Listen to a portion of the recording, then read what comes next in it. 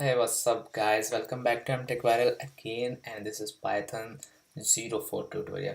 So we have covered a lot of basic things. Now we have few more things to understand to cover our all the basics. So let's talk about control flow. So we will cover control flow in Python. Basically, how to, you can say, dictate our code behaves in whatever manner we want. Okay, so let's start with basic comparison operator. So we have this greater than, one greater than two, we have this one less than two. So these are all comparison operators, and we can have when one is one is less than equal to 2. Okay, so this is greater than equal to operator. Then we have one less than equal to 2. This is called less than equal to operator. We can have equality operator, 1 equal to 1. So it is what? Equality operator. Then we can have 1 equal to string 1. Okay, so we will check all of these, and what we can do, we can have this inequality operator, like 1 not equal to 2. Okay, so these are all comparison operators, and you can use them. And now we will move to logical operators. Okay, so what are logical operators? Like in Python, let's say 1 is greater than 2. Okay, and we can write and. These are our logical operators, and or. So this is logical and operator here, and like we can have this situation as well, and this is or operator. Okay, so this is also allowed in Python. We don't use pipes here, we use and or. Okay, so we can use multiple logical operators as well. So now let's move to something interesting, which is uh, if else statement. So before moving to that, I want to tell you something, that indentation is extremely important in Python. Why I'm saying this, that because it is basically Python's way of getting rid of enclosing brackets. If you remember, then you have to use enclosing brackets in other languages, like we have seen in the past and are common with C++, C sharp, Java, etc. So this adds to Python's readability and is a huge part of Zen of Python, which is called. It is also a big reason why it's so popular for beginners, because it does not include those brackets and semicolon and all that stuff. So any text editor or IDE should be able to auto indent for you, but always double check that this, if you ever get errors in your code blocks are then noted by a colon. So now let's see some example of if else, if and else statement. So if, let's say, if 1 is less than 2, okay, we will now use colon, and we will say print yes. Okay, so 1 is less than 2, print yes.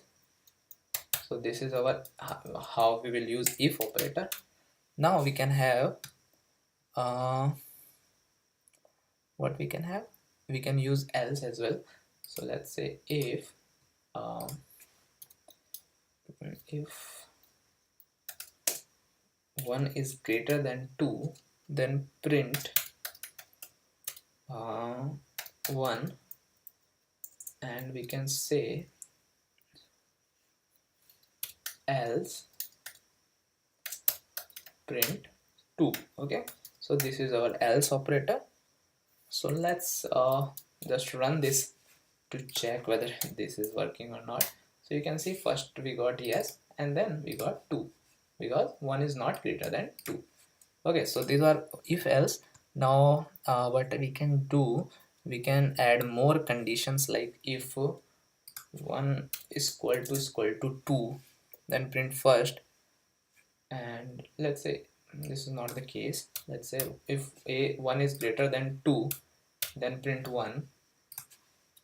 Else if, let's say we have elif here, and I can write here, if 1 is less than 2, then print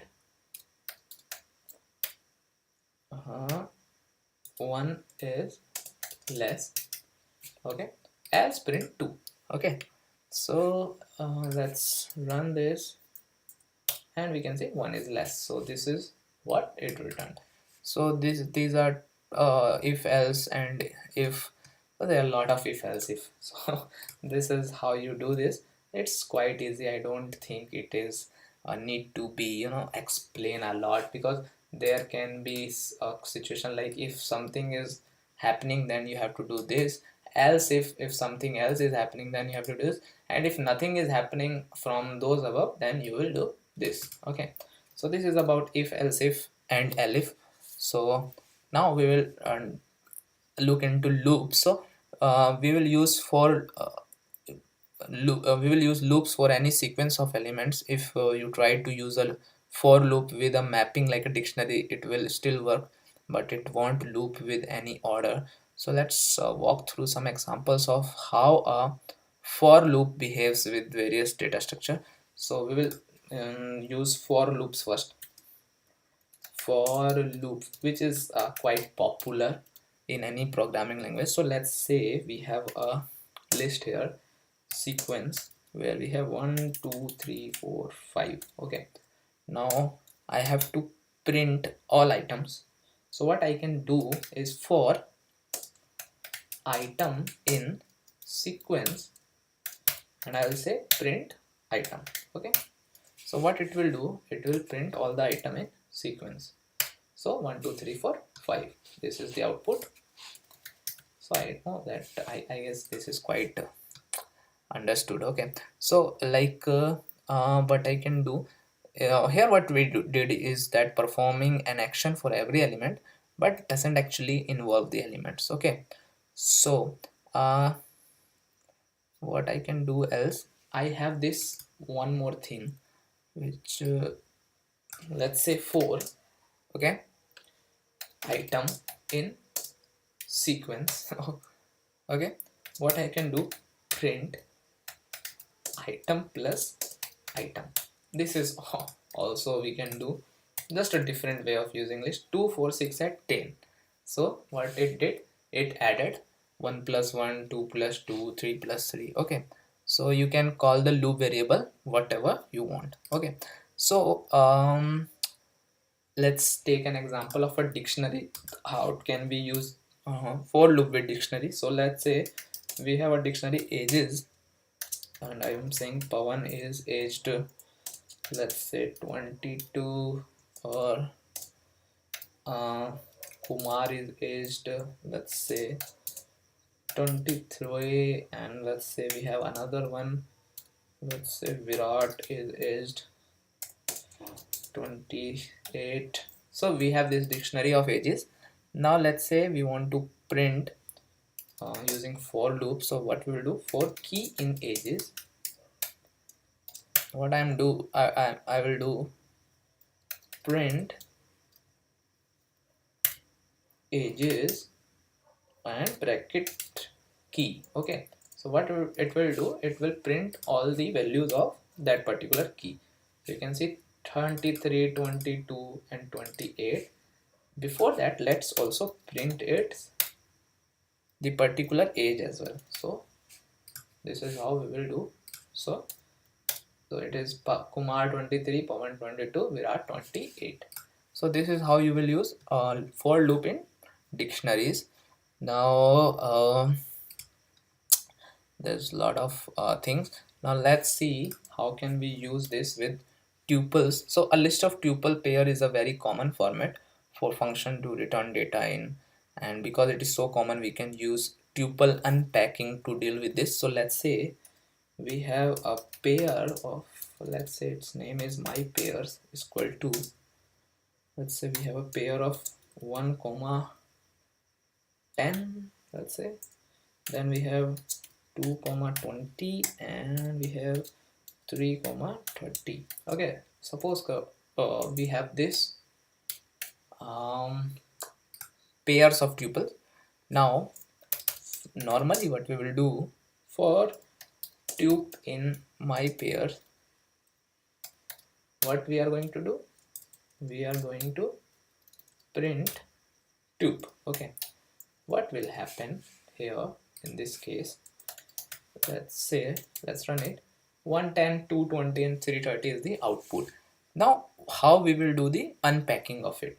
So let's say we will write here item 1 comma item 2, okay, in my pairs, and let's print item 1 and again print item 2. Okay, so what it will do, it will unpack it. So let's run this and you will understand what I meant. 110, 220 and 330. So this is called unpacking of tuples. Okay, so this is all about for loops. Now we will talk about while loops. So while loops allow us to continuously perform an action until a condition becomes true. So let's say we have I is equal to 1, and while I is less than 5, यानी जब तक i 5 से कम है, और we can say until I is less than 5, what we have to do, we have to print, suppose I is, and we can use that formatting which we learned in strings tutorial, like dot format and I. Okay, so this is kind of good way of using this thing, because you should always perform something which is which should be done while doing your programming. So you should be aware of how to write a better code.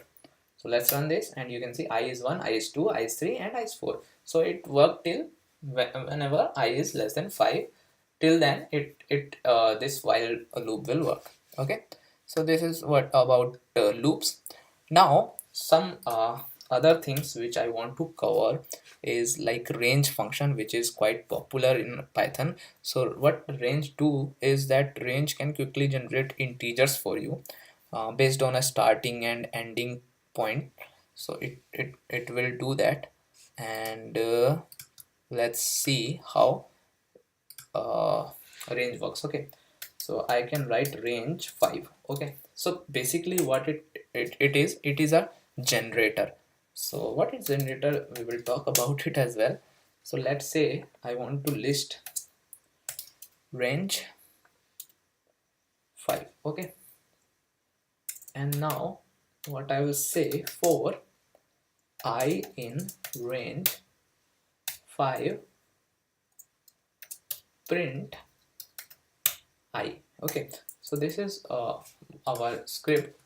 So let's run this. We don't need the first line although, but let's run this. So we got the answer as 0 1 2 3 4. So this is about range. Okay, so we have the list of range and we can perform the for loop here, and range is a generator. Okay, it automatically generates numbers for us. Okay, so this is something which we should give it a look. And let's say we can write here 1 to 10. Okay, we can just delete this does not need to be there. Okay, we can suppose we want to print numbers between 1 to 10. Let's run this and you can see we have 0 to 9 numbers. 1 to 9 basically we have is used 1 to 10. So always always remember that it does not include the last element or the indexed element which we have defined, like 10 is not included. Okay, so it will give 1 to 9 answer.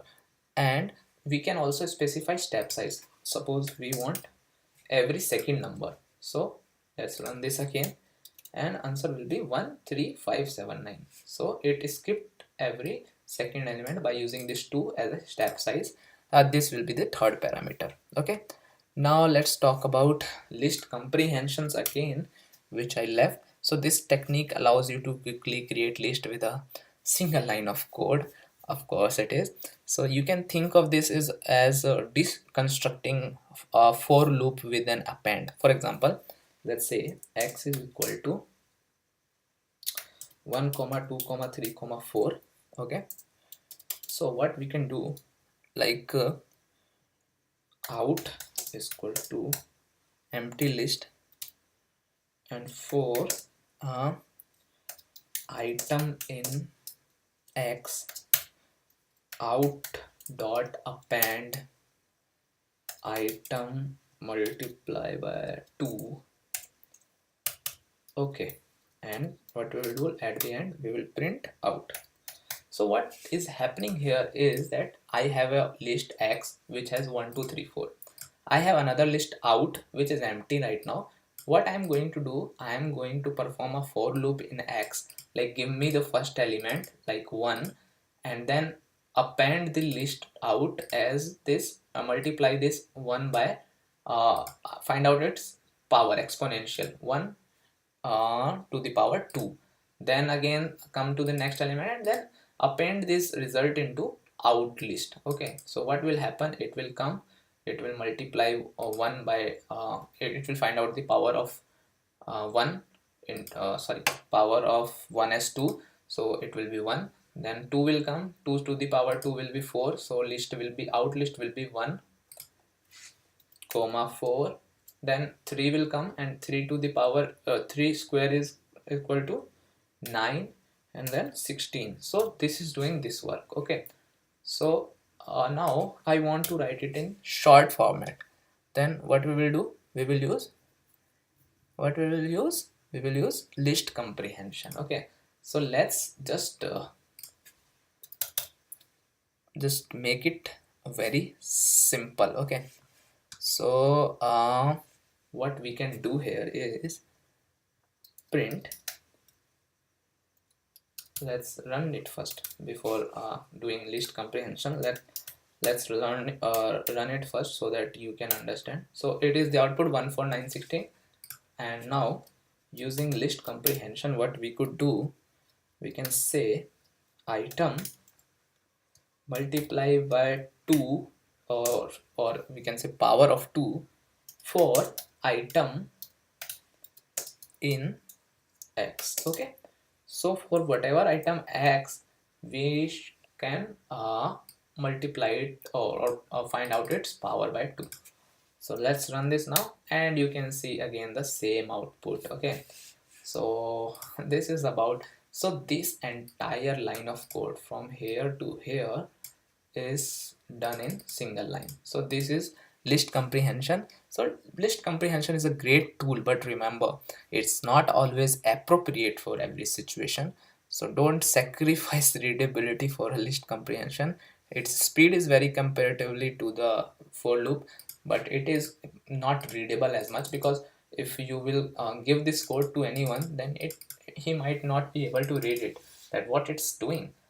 I mean, he can understand this portion, out portion, but he won't be able to understand this, because this is quite new for many people. So this is about the control flow. We have covered a lot on this video, and next we will move to the functions and other advanced things about Python. So we have covered all the basics here, and I hope you have liked this video.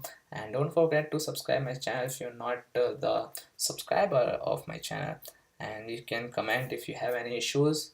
And please tell me if you are not liking this video or liking this series of tutorial, and always give a like, you can press the like button in fact, and that this will tell me that you are liking these videos. So thank you so much, and I'll see you in the next video.